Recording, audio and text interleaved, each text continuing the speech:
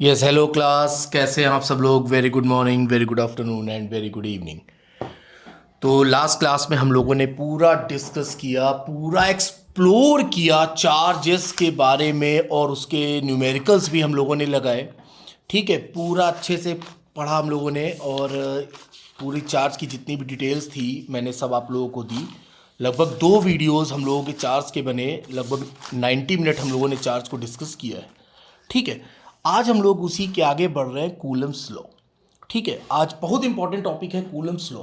और हो सकता है कि आज कूलम्स लॉ स्टार्ट ही ना हो पाए, क्योंकि याद करें वो पहला क्लास, वो पहली इंट्रोडक्शन, जब मैंने आपसे कहा था कि थॉट प्रोसेस पर चर्चा होगी। ठीक है, डीप में पढ़ना है हम लोगों को, एक बार पढ़ने के बाद फिर दोबारा पढ़ने की जरूरत ना पड़े। ठीक है, कूलम्स लॉ। कूलम्स लॉ क्या है? Attraction and repulsive force between two charges, ये सब है, ये सब हम लोग चर्चा करेंगे, बहुत अच्छे से चर्चा करेंगे। ठीक है, तो सबसे पहले हमको ये पता होना चाहिए कि ये जो आपका कूलम्स लॉ है, ये जो आपका कूलम्स लॉ है वो किस पर डिपेंड है। ठीक है, कूलम्स लॉ आपका टोटली जो है वो किस पर डिपेंड है। ठीक है, तो ये है आपका इन्वर्स स्क्वायर लॉ पर डिपेंड करता है। तो सबसे पहले हम लोगों को इन्वर्स स्क्वायर लॉ की पूरी जानकारी होनी चाहिए। ठीक है, तो सबसे पहले कूलम साहब के बारे में बता दूं। कूलम साहब, इनका पूरा नाम है चार्ल्स अगस्टिन द कूलम। ठीक है, ये एक फ्रेंच साइंटिस्ट है और ये मिलिट्री में भी थे और इन्होंने बुक्स भी लिखी हैं काफ़ी, ग्रेट वॉर करके इन्होंने काफ़ी बुक्स भी लिखी है। ठीक है, तो ये फ्रेंच थे, फ्रेंच फिजिसिस्ट थे और ये इनका पूरा नाम है चार्ल्स अगस्टिन द कूलम। अभी मैं सब लिखूंगा, सब मैं एक्सप्लेन करूंगा। ठीक है, और इन्होंने क्या क्या बताया? Attraction force between charges, repulsive force between charges and friction. और एक मैं सबसे इंपॉर्टेंट बात आपको बताता हूं जो आपको सब लोग नहीं बताएंगे। ठीक है, ये जो कूलम्स लॉ है ये इन्होंने केवल सोचा था। ठीक है, इन्होंने केवल सोचा था और उस टाइम पर चलती थी फ्लूइड इलेक्ट्रिसिटी। ठीक है, तो आप लोगों ने फ्लूइड इलेक्ट्रिसिटी का नाम भी नहीं सुना होगा, उस टाइम पर चलती थी फ्लूइड इलेक्ट्रिसिटी। याद करिए, मैंने अपनी सबसे पहली क्लास में जब ये मैं पढ़ा रहा था, मैंने एक नाम लिया था ड्यूफे। ठीक है, तो उस टाइम पर फ्लूइड इलेक्ट्रिसिटी चलती थी और उसी पर ही डिस्कशन होता था। ठीक है, उस टाइम पर 2 फ्लूइड डिस्कशन होता था। फिर बेंजामिन आए, याद करें, फिर बेंजामिन आए, इन्होंने फिर पूरा क्लियर किया। ठीक है, फिर इन्होंने यूनिटरी मेथड बताया। ठीक है, तो आज हम लोग पढ़ने जा रहे हैं कूलम्स लॉ। तो कूलम्स लॉ को जानने से पहले हम लोगों को क्या पता होना चाहिए? The most most most important, Coulomb's law को जानने से पहले हम लोगों को इनवर्स स्क्वायर लॉ, ये बहुत इंपॉर्टेंट है। मैंने याद करें, मैंने आपसे कहा था कि मैं आपको सब कुछ बताऊंगा कि क्यू 1/r स्क्वायर होता है, क्यू एम के डायरेक्टली प्रोपोर्शनल होता है, सब मैं बताऊंगा। तो ये because of Newton's inverse square law. Inverse square law को सबसे पहले किसने प्रतिपादित किया? तो न्यूटन साहब ने बताया। न्यूटन साहब ने इसमें ग्रेविटेशनल का यूज़ किया। ठीक है, ग्रेविटेशन थ्योरी उन्होंने लगाई। तो उन्होंने क्या बताया, बहुत गौर से सुनिएगा, देखते जाइएगा। ये एक सन है, सपोज कि ये सन है, सन आप बना लें अपने हिसाब से, भाई ये छोटा मोटा बन जाता है। सपोज ये एक प्लेनेट है। ठीक है, सन थोड़ा बड़ा कर लीजिएगा आप लोग, ये एक प्लेनेट है। उस प्लेनेट का जो मास है वो एम मास है। ठीक है, अब वो क्या कर रहा है, वो इस सन के अराउंड रिवॉल्व कर रहा है। क्या कर रहा है? रिवॉल्व कर रहा है। ठीक है, इस सन के अराउंड क्या कर रहा है? रिवॉल्व कर रहा है। उसकी वेलोसिटी है v। किस वेलोसिटी से रिवॉल्व कर रहा है? v वेलोसिटी से रिवॉल्व कर रहा है। ठीक है, समझते जाइएगा। सपोज आपने एक प्लेनेट है, आपने लिया लिया क्या भाई, अब सन है, अब सन के अराउंड में सभी प्लैनेट्स क्या करते हैं? उसके रिवॉल्विंग करते हैं, उसके चारों ओर क्या करते हैं? चक्कर लगाते हैं। ठीक है, suppose a planet moves around the sun in a circular orbit. ये किस तरह का ऑर्बिट है? ये एक सर्कुलर ऑर्बिट है। ठीक है, और ये आपका सेंटर, ये आपकी जो रेडियस हो गई वो कितनी रेडियस हो गई? वो आपने आर ले ली। ठीक है, मास उसका क्या है? एम। प्लेनेट का मास है, मास क्या हो गया? कांस्टेंट हो गया। ठीक है, प्लेनेट का मास है, मास कांस्टेंट हो गया। ठीक, और v आपने वेलोसिटी ले ली। अब इस v वेलोसिटी को आपने किस तरह की वेलोसिटी बोली? ये हो गया मास, m ये ले लिया आपने, मास ऑफ प्लेनेट।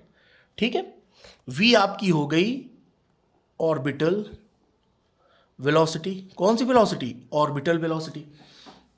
ठीक है, अब देखिए, कोई भी प्लेनेट जब सन के अराउंड रिवॉल्व करता है, तो आप लोगों को बहुत अच्छे से पता है, जब कोई भी प्लेनेट सन के अराउंड रिवॉल्व करता है तो उस पर एक फोर्स वर्क करता है, उस पर एक फोर्स अप्लाई होता है। वो फोर्स क्या है? वो फोर्स कैसा फोर्स है? उस फोर्स को हम लोग क्या कहते हैं? Centripetal force. उस फोर्स को क्या कहते हैं? Centripetal force. ठीक है, अब सेंट्रीपिटल फोर्स क्या होता है हम लोगों के मन में आया, जिसे हम लोग क्या कहते हैं हिंदी में? अभिकेंद्रीय बल, सेंट्रीपिटल फोर्स। ठीक है, अब सेंट्रीपिटल फोर्स क्या है? सेंट्रीपिटल फोर्स वो फोर्स होता है जो टुवर्ड्स द, या डायरेक्टेड टू द सेंटर, ठीक है, जो सेंटर की ओर अप्लाई होता है उसे हम लोग कहते हैं सेंट्रीपिटल फोर्स। ठीक है, एक प्लेनेट है, अब इस पर एक सेंट्रीपिटल फोर्स लग रहा है सन के तरफ, ठीक है, डायरेक्टेड टू द सेंटर, या आप सेंट्रीपिटल फोर्स को आप एक और नाम भी कह सकते हैं कि ये किस तरह का फोर्स है, ये इनवर्ट फोर्स है। ये कैसा फोर्स है, ये एक इनवर्ट फोर्स है। ठीक है, तो दो तरह के फोर्स है, एक आपका सेंट्रीपिटल होता है, एक आपका सेंट्रीफ्यूगल होता है। ये सब आप लोगों ने 6-7 में पढ़ा है। सेंट्रीफ्यूगल क्या होता है, directed away to the centre, जो कि सेंटर से बाहर की ओर लगता है, वो ये इनवर्ड है तो वो क्या होगा आपका आउटवर्ड हो गया। ठीक है, अब आगे हम लोग चर्चा करते हैं। ठीक है, तो सेंट्रीपिटल फोर्स अब इस प्लेनेट पर क्या अप्लाई, फिर से एक बार सुनिएगा।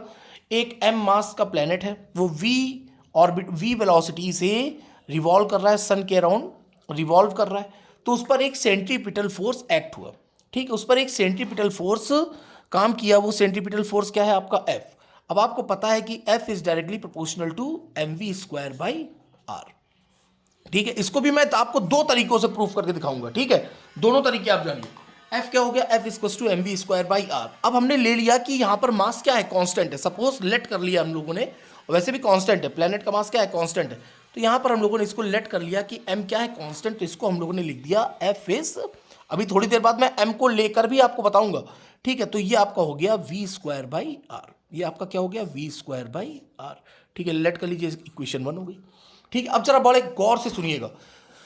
अब ये एक सर्कुलर पाथ में क्या कर रहा है, रिवॉल्व कर रहा है।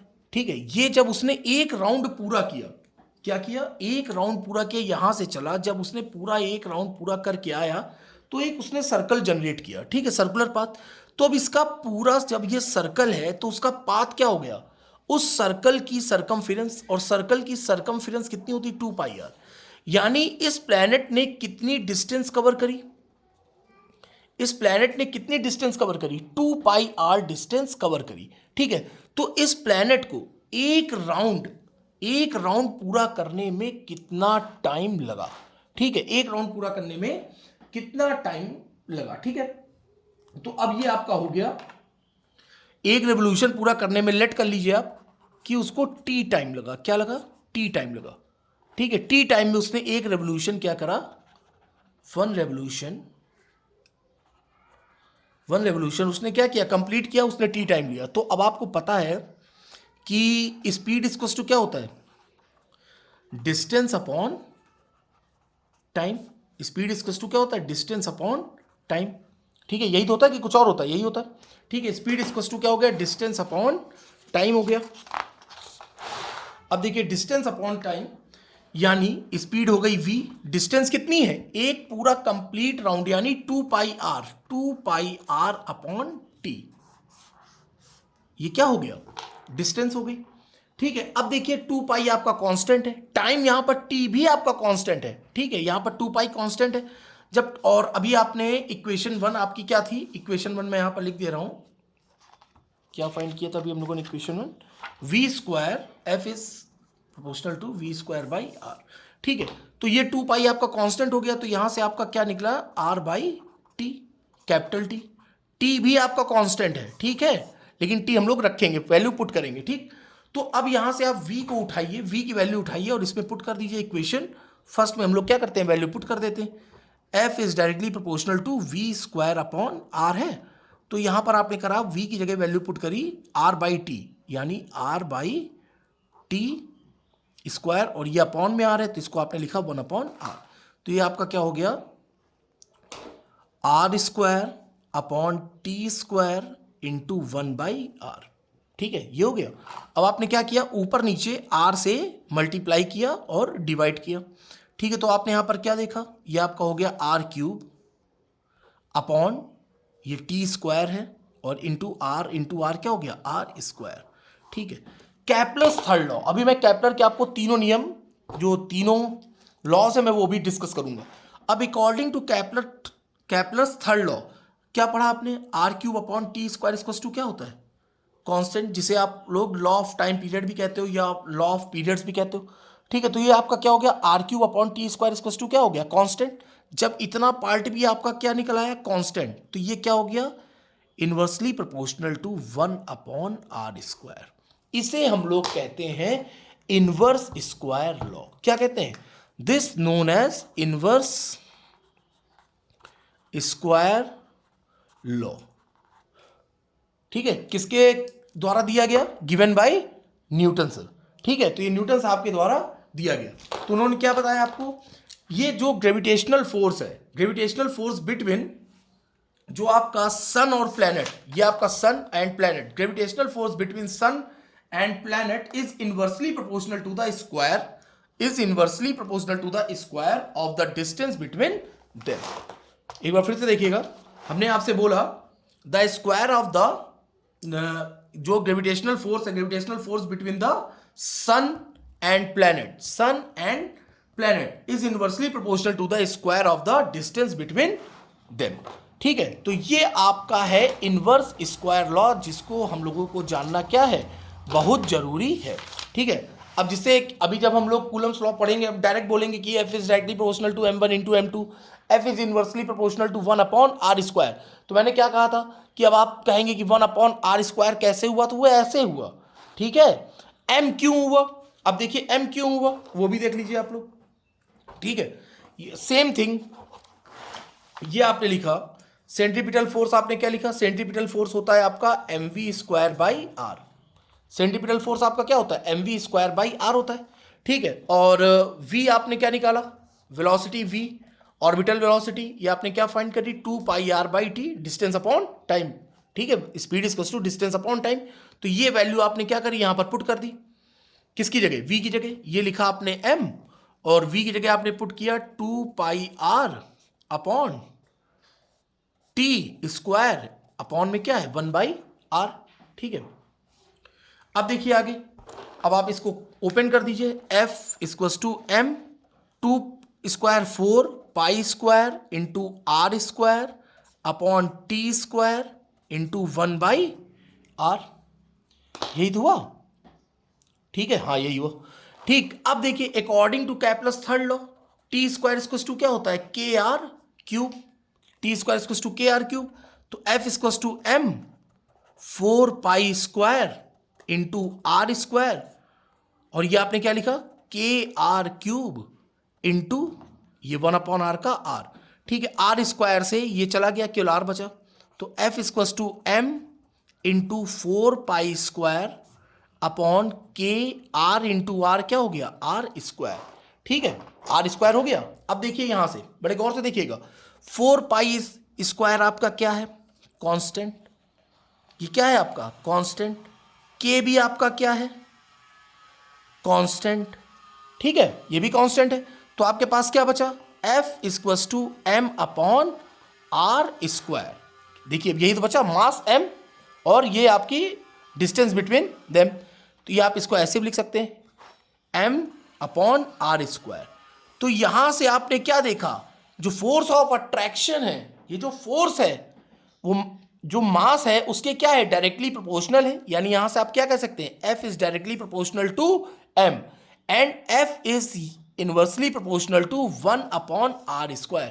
अब आपसे अगर कोई पूछे तो आप उसको बता दीजिएगा पूरे डेरिवेशन के साथ कि ये ऐसे हुआ।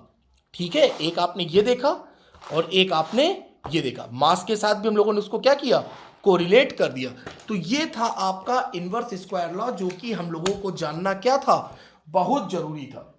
फिर जैसा कि हमने आपसे कहा कि कैपलस लॉ, कैपलस लॉ आप लोगों ने पढ़े हैं। पहला क्या है? पहला लॉ ऑफ, जिसे आप लॉ ऑफ ऑर्बिट कहते हैं, इसमें क्या होता है? जो प्लैनेट होता है वो जो सन के अराउंड रिवॉल्व करता है वो इलिप्टिकल पाथ होता है।